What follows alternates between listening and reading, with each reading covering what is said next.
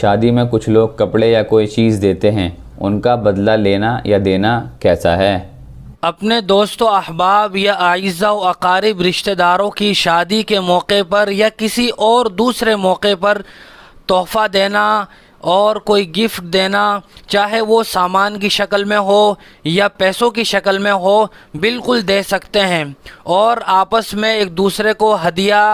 دیتے لیتے رہنا چاہیے۔ حضور اکرم صلی اللہ علیہ وسلم نے ارشاد فرمایا، تحادو تحابو، کہ تم آپس میں ایک دوسرے کو ہدیہ دیتے رہا کرو، اس سے محبت بڑھے گی۔ لیکن ہمارے یہاں عام طور پر معاشرے میں لینے دینے کا جو رواج ہے وہ بہت ساری برائیوں اور مفاسد پر مشتمل ہے۔ شادی کے موقع پر جو سامان دیا جاتا ہے اس کو عام طور سے نیوتا کہا جاتا ہے،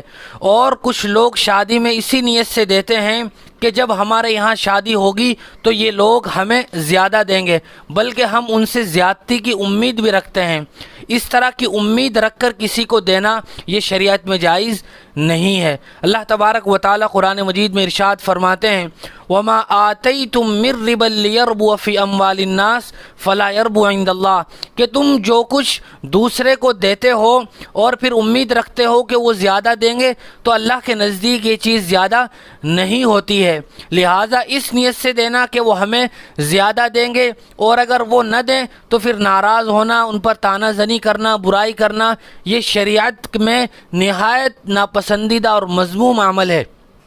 جس سے بچنا اور احتراز کرنا بہت ضروری ہے۔